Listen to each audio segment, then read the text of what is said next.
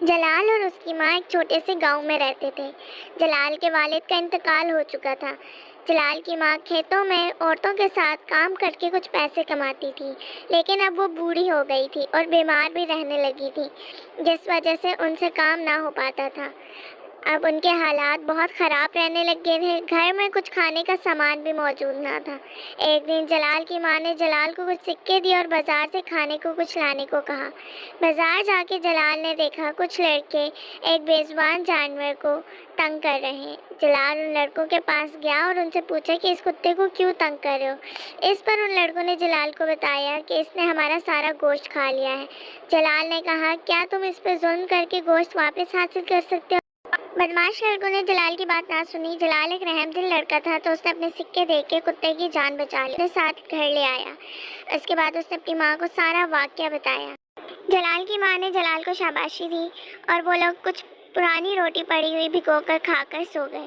اگلے روز پھر جلال کی ماں نے جلال کو بازار بھیجتے ہوئے کچھ سکے دیے اور کھانے کا کچھ سامان لانے کو کہا۔ جلال بازار کو گیا اور جلال نے دیکھا کہ وہی لڑکے ایک بلی کو ستا رہے ہیں۔ ایک لڑکے نے بلی کی دم پہ پاؤں رکھا ہوا تھا اور بلی درد سے کرا رہی تھی۔ اس پر جلال نے پھر ان سے پوچھا کہ تم اس بلی کو کیوں تنگ کر رہے ہو؟ انہوں نے بتایا کہ اس نے ہمارا سارا دودھ پی لیا۔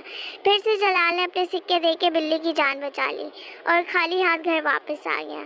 اس پر اس کی ماں نے پھر کچھ نہ کہا اور کہا کہ بے زبان جانور کی مدد کرنا ہماری بھوک سے زیادہ بہتر ہے، اور اس روز بھی وہ کچھ بچا ہوا کھانا کھا کر سو گئے۔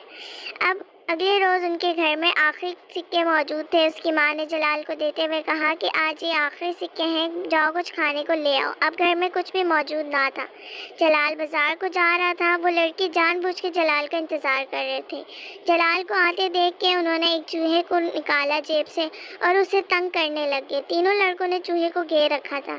جلال نے جب ان سے وجہ پوچھی تو انہوں نے اس کی بات نہ سنی اور کہا، اگر تمہیں اس کی مدد کرنی ہے تو سکے دے کے اس کو بچا لو۔ جلال کے پاس آخری سکے تھے، اس نے دے دیے اور چوہے کی جان بچا لی اور چوہے کو لے کے اپنے گھر آ گیا۔ اس کی ماں نے پھر کچھ نہ کہا اور وہ اس رات خالی پیٹ ہی سو گئے۔ اگلے روز جلال نے سوچا کیوں نہ دریا پر جا کر کچھ مچھلیاں پکڑی جائیں۔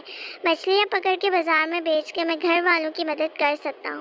پورا دن گزر گیا پر جلال ایک بھی مچھلی نہ پکڑ پایا۔ آخر کار جلال مایوس ہو گیا اور شام کو گھر کو لوٹنے والا تھا کہ جلال کے پاس ایک مچھلی آئی، پر اسے پکڑنے کا کوئی فائدہ نہیں تھا کیونکہ ایک مچھلی تو بازار میں کوئی خریدنے والا نہیں تھا۔ اس لیے جلال مچھلی کو لے کے اپنے گھر کو چلا گیا۔ جلال نے وہ ایک مچھلی بھی اپنے بھوکے جانوروں کو دے دی کیونکہ انہیں بھوک لگی تھی۔ جب جانوروں نے مچھلی کھائی تو جلال دیکھ کے حیران رہ گیا۔ مچھلی کے پیٹ سے چمکتا ہوا خوبصورت ہیرا نکلتا ہے۔ جلال ہیرا لے کے اپنے کمرے میں جاتا ہے اور بیٹھا غور سے ہیرے کو دیکھ رہا ہوتا ہے کہ اچانک سے اسے عجیب سی آواز آتی ہے۔ کمرے میں کوئی بھی موجود نہیں تھا۔ وہ پریشان ہو جاتا ہے۔ اتنی دیر میں اسے دوبارہ آواز آتی ہے۔ وہ پوچھتا ہے، کون ہو تم؟ اتنے میں آواز آتی ہے، میں ایک جادوئی ہیرا ہوں اور جادو سے تمہاری کوئی بھی خواہش پوری کر سکتا ہوں۔ جلال کو اس وقت سخت بھوک لگی تھی تو وہ ہیرے سے کھانے کی خواہش کرتا ہے۔ اتنے میں اس کے آگے ڈھیر سارا کھانا آ جاتا ہے۔ جلال اپنی ماں کو بلاتا ہے اور خوشی سے اسے ساری واقعہ بتاتا ہے۔ جلال کی ماں خوش ہو جاتی ہے اور جلال کو بتاتی ہے یہ تمہاری ایمانداری کا انعام ہے، اور اب انہیں کھانے کی کوئی فکر نہ تھی۔ کچھ دیر بعد جلال بازار جاتا ہے تو وہاں سے ایک خوبصورت شہزادی نظر آتی ہے۔ جلال کو شہزادی پسند آ جاتی ہے اور وہ سوچ لیتا ہے کہ میں شہزادی سے شادی کروں گا۔ گھر آ کے جلال اپنی ماں کو اپنی خواہش ظاہر کرتا ہے۔ اس پر اس کی ماں پریشانی سے اسے بولتی ہے کہ ایسا ممکن نہیں ہے۔ پھر بھی وہ بضد تھا تو اس کے کہنے پر اس کی ماں بادشاہ کے پاس جاتی ہے۔ بادشاہ بوڑھی عورت کی بات سن کر حیران ہو جاتا ہے اور اسے کہتا ہے کہ میں اپنی شہزادی بیٹی کی شادی کسی عام شخص سے نہیں کروں گا بلکہ کسی ایسے شخص سے کروں گا جس کے پاس ڈھیر سارا ہیرے جواہرات سونا سب کچھ موجود ہوگا۔ اس کی ماں مایوسی سے واپس جا کے جلال کو ساری بات بتاتی ہے، پر جلال کے لیے کوئی مشکل بات نہ تھی۔ وہ یہ سنتے ہی جادوئی ہیرے کی مدد سے بہت سارا خزانہ بادشاہ کی خدمت میں پیش کرتا ہے۔ بادشاہ اتنا سارا سونا اور خزانہ دیکھ کر حیران پریشان رہ جاتا ہے کہ ایک غریب بوڑھی عورت کے پاس اتنا سارا خزانہ کیسے آ گیا۔ اس پر بادشاہ جلال کی ماں سے کہتا ہے یہ میری پہلی شرط تھی، دوسری شرط یہ ہے کہ لڑکی کے پاس عالیشان محل ہونا چاہیے۔ जलाल की माँ फिर से मायूस होकर वापस घर को जाती है और जलाल को सारी बात बताती है। जलाल सुन के बिल्कुल परेशान नहीं होता और जादुई हीरे की मदद से कुछ ही अरसे में एक बड़ा और आलीशान महल तैयार करवाता है और उस महल में बादशाह दावत दी जाती है। बादशाह दावत कबूल करके महल में आता है और हैरान रह जाता है और बिना कोई जवाब दिए वहाँ से वापस चला जाता है। घर जाते ही बादशाह सोच में पड़ा होता है और वो एक जादूगरनी को बुलाता है और बूढ़ी औरत के पास खजाने का राज मालूम करने को कहता है। बूढ़ी जादूगरनी बादशाह के कहने पर जलाल के घर बूढ़ी औरत बन के जाती है और जलाल से कुछ दिन घर में रहने की गुजारिश करती है। क्योंकि जलाल एक रहमदिल लड़का था तो वो बूढ़ी औरत को मना नहीं करता और घर में रहने की जगह दे देता है। कुछ दिन गुजरते हैं और बूढ़ी जादूगरनी को जलाल के हीरे का राज पता चल जाता है। जलाल अपने कमरे से बाहर जाता है और बूढ़ी जादूगरनी उसके कमरे में आकर हीरे को चुरा लेती है।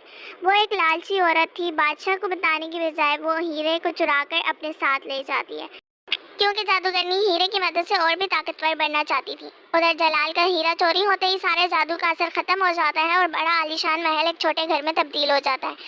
जलाल बहुत ही उदास था पर उसकी माँ उसे समझाती है कि इसी में तुम्हारी बेहतरी है। तुम मेहनत करने की बजाय हीरे की मदद से अपनी जिंदगी बसर करना चाहते थे। उधर तीनों जानवर अपने मालिक को परेशान देखकर उदास हो जाते हैं और मालिक की मदद करने का सोचते हैं। कुत्ता बिल्ली से कहता है कि मैं सूंघ के बता सकता हूँ कि चोर किस तरफ को गया है। तीनों जानवर अपने मालिक की मदद करने को निकल पड़ते हैं और सूंघते सूंघते रास्ता ढूंढ रहे होते हैं। आखिरकार वो जादूगरनी के घर पहुंच जाते हैं। उनकी नज़र एक बड़ी लकड़ी की पेटी पर पड़ती है जिस पर वो समझ जाते हैं कि हीरा इसी के अंदर मौजूद है। बिल्ली चूहे को अंदर भेजती है पेटी को तोड़ने के लिए। चूहा अंदर आता है। जादूगरनी का ध्यान दूसरी तरफ होता है। कुछ ही देर में चूहा पेटी में एक बड़ा सा सुराख कर देता है और बिल्ली जादूगरनी से बचते बचाते हुए अंदर आ जाती है और हीरे को अपने मुंह में दबाकर ले जाती है। इसी तरह तीनों जानवर हीरा लेकर अपने मालिक के पास जाते हैं। जलाल हीरे को देख के बहुत खुश हो जाता है लेकिन अब उसे समझ आ चुकी होती है कि उसे इसके सहारे अपनी ज़िंदगी नहीं गुजारनी बल्कि वो मेहनत करके अपनी ज़िंदगी बसर करेगा। और वो वापस हीरे को लेकर दरिया जाता है और हीरे को दरिया में फेंक देता है। जलाल एक रहमदिल और ईमानदार लड़का था। जब वो वापस घर आता है तो वो देख के हैरान रह जाता है। उसे उसकी ईमानदारी के इनाम में उसका जादुई महल वापस मिल जाता है और बहुत सारे तोहफे तोहफे भी मौजूद होते हैं जो उसकी आगे की ज़िंदगी बसर करने के लिए काफ़ी थे। वो सब बहुत खुश हो जाते हैं। वीडियो अच्छी लगी हो तो लाइक कीजिएगा।